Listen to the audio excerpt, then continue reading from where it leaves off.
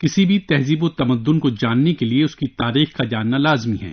ادب میں تہذیب و تمدن کی جھلک نظر آتی ہے۔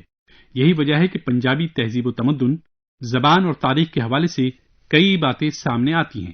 قدیم تاریخ کے مطابق پنجاب ماضی میں سندھو سبھیتا کا حصہ تھا۔ سندھو سبھیتا کی اصطلاح 7 دریاؤں کے لیے استعمال کی جاتی تھی، جبکہ تاریخی طور پر پنجاب کبھی سندھ کا ہی حصہ ہوا کرتا تھا۔ لیکن جنوبی سندھ کا علاقہ علیحدہ صوبہ بننے کے بعد پنجاب کا زیادہ بڑا اور خوشحال علاقہ وجود میں آیا۔ پنجاب کا لفظ 17ویں صدی عیسوی میں مغلوں کی طرف سے متعارف کرایا گیا۔ یہ فارسی الفاظ پنج یعنی 5 اور آب یعنی پانی کا مجموعہ ہے۔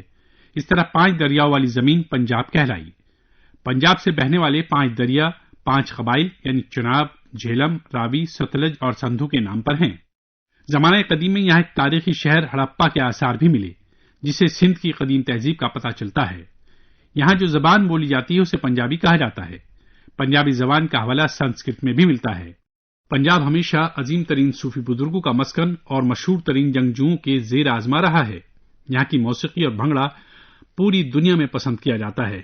ڈاکٹر محمد باقر بتاتے ہیں کہ شہنشاہ جہانگیر پہلا شخص ہے جس نے اپنی کتاب تزک جہانگیری میں پہلی بار پنجاب کا نام لکھا۔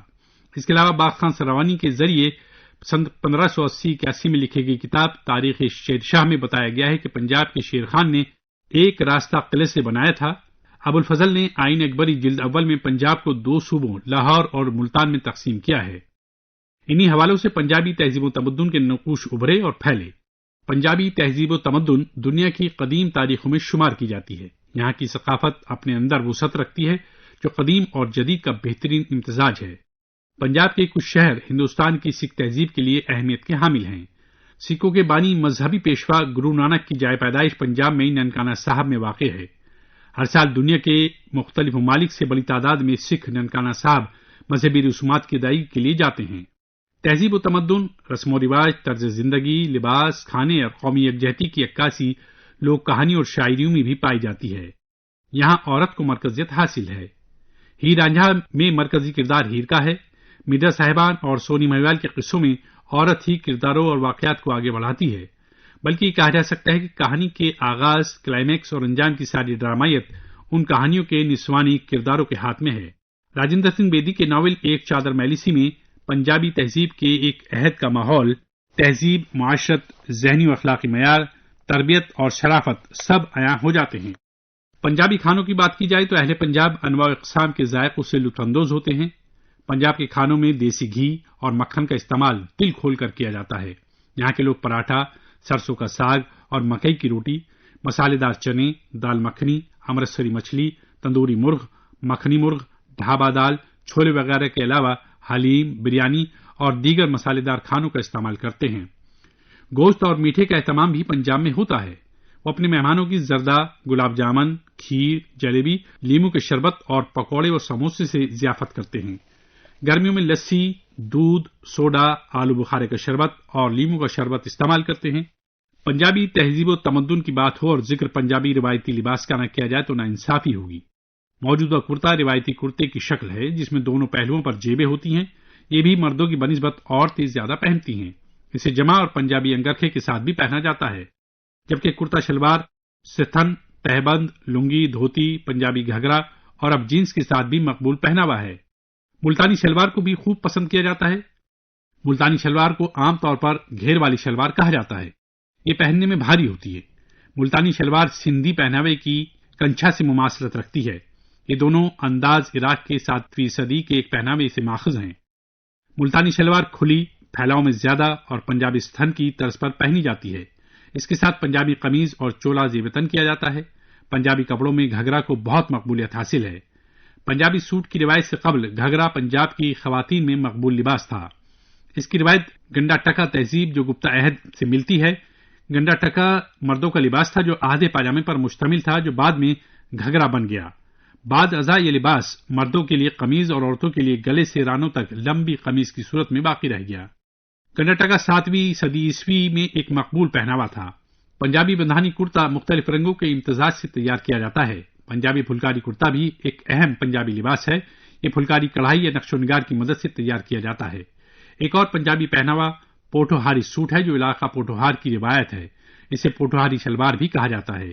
یہ پنجابی اسٹن سے مماثلت رکھتی ہے، جس میں کچھ تہوں کا اضافہ کیا گیا ہے. اس کی قمیض بھی کھلی ہوتی ہے جس کا گلا بڑا رکھا جاتا ہے. پنجابی تہذیب و تمدن کا ذکر کیا جائے تو یہاں کے روایتی رقص پر بات کرنا لازمی ہے. بھنگڑا پنجاب کا ایک روایتی رقص ہے جس میں سادہ انداز میں بازوؤں، کندھوں اور جسم کے دیگر حصوں کو حرکت دی جاتی ہے. یہ ہندوستان کے دیگر علاقوں میں بھی مشہور ہے، لیکن بنیادی طور پر اس پر پنجابی تہذیب کا اثر زیادہ ہے. بھنگڑا کے علاوہ لڈی بھی رقص کی ایک پنجابی شکل ہے. یہ زیادہ تر مختلف مواقع پر خاندان کی خواتین کی طرف سے پیش کیا جاتا ہے. پنجابی تہذیب میں جھومر ایک روایتی سرائیکی رقص ہے. جھومر کا لفظ جھومنے سے نکلا ہے جس کا مطلب سرور ہے. جھومر ملتان اور بلوچستان کے اکثر علاقوں میں مقبول ترین رقص ہے، جبکہ یہ ساندل اور پنجاب کے دیگر علاقوں میں بھی مقبول ہے. صوفی بزرگوں کے مزارات اور خانقاہوں پر دھمال رقص کیا جاتا ہے. دھمال کا چلن جہاں دوسرے علاقوں میں ہے، وہیں اس کو پنجاب میں بھی مقبولیت حاصل ہوئی. پنجابی روایت میں ہر سال بہت سے تہوار اور میلے وغیرہ منعقد کیے جاتے ہیں. عید، ہولی، دیوالی قابل ذکر ہیں. اس کے علاوہ یوم آزادی، یوم جمہوریہ کی تقریبات قومی یکجہتی کا پتہ دیتی ہیں. ایک روایتی میلہ یا تہوار بسنت ہے جس پر پتنگیں اڑائی جاتی ہیں، نئے لباس تیار ہوتے ہیں اور طرح طرح کے پکوان بنائے جاتے ہیں. اس کے ساتھ بیساکھی اور لوہڑی جیسے تہواروں کی بھی مقبولیت حاصل ہے. بیساکھی نام دے شاخ سے بنا ہے. پنجاب اور ہریانہ کے کسان موسم سرما کی فصل کاٹ لینے کے بعد نئے سال کی خوشی مناتے ہیں. اسی لیے بیساکھی پنجاب اور ارد گرد کے علاقوں کا سب سے بڑا تہوار مانا جاتا ہے. یہ فصل کے پکنے کی خوشی کی علامت ہے. اسی دن 13 اپریل 1699 کو 10ویں گرو گوبند سنگھ نے خالصہ پنتھ کی بنیاد رکھی تھی. سکھ اس تہوار کو اجتماعی سالگرہ کے طور پر مناتے ہیں. لوہڑی پنجابی تہذیب کا مقبول ترین تہوار ہے. لوہڑی کے دوران میں الاؤ روشن کیا جاتا ہے. یہ مکر سنکرانتی کے اگلے دن منائی جاتی ہے. لوہڑی کا تہوار مشرقی و مغربی پنجاب، راجستھان، ہریانہ اور دہلی میں منایا جاتا ہے. اس تہوار میں ہندوستان کے تمام مذاہب اور فرقے کے لوگ شامل ہوتے ہیں. پنجابی مسلمان، ہندو اور سکھ پورے سال لوہڑی کا انتظار کرتے ہیں. لوہڑی والے دن بچے لوہڑی گاتے ہوئے گھر گھر جاتے ہیں. شام کے وقت آگ کے گرد جمع ہو کر لوہڑی کے گیت گائے جاتے ہیں. پنجابی برصغیر کی سب سے پرانی زبان ہے اور اس کا تعلق دراوڑی زبان سے ہے، اور اس کا لوک ورثہ بھی بہت پرانا ہے، مگر اس کی موجودہ شاعری مسلمانوں کے دور کی پیداوار ہے. مسلمانوں نے اس کو آگے بڑھایا اور پروان چڑھایا. پنجابی کے بہت سے شاعر گزرے ہیں جنہوں نے اپنی ذاتی صلاحیتوں سے کام لے کر پنجابی کو بام عروج پر پہنچا دیا. پنجابی زبان کے اہم شعراء میں بابا فرید، سلطان باہو، بلے شاہ، خواجہ فرید، پیر وارث شاہ قابل ذکر ہیں. پنجابی صوفی شعراء نے اپنے کلام کے ذریعے قومی یکجہتی کو فروغ دیا. ان کے کلام سے ہر جگہ محبت، بھائی چارے کا پیغام ملتا ہے. پنجابی کے بڑے شاعر بابا فرید گنج شکر ہیں. ان کا بیشتر کلام سکھوں کی مقدس کتاب گرو گرنتھ سے ملا ہے اور گرمکھی رسم الخط میں ہے. پنجابی تہذیب و تمدن کا ہم تہواروں، کھانوں، لباس اور قومی یکجہتی کے تناظر میں جائزہ لیتے ہیں تو یہ تہذیب پنجاب کے مختلف علاقوں اور برصغیر سمیت عالمی سطح پر ہزاروں رنگ سموئے ہوئے ہے، جو جدید اور قدیم دور کے حسین امتزاج کے ساتھ قومی یکجہتی کے جذبے سے سرشار ہے.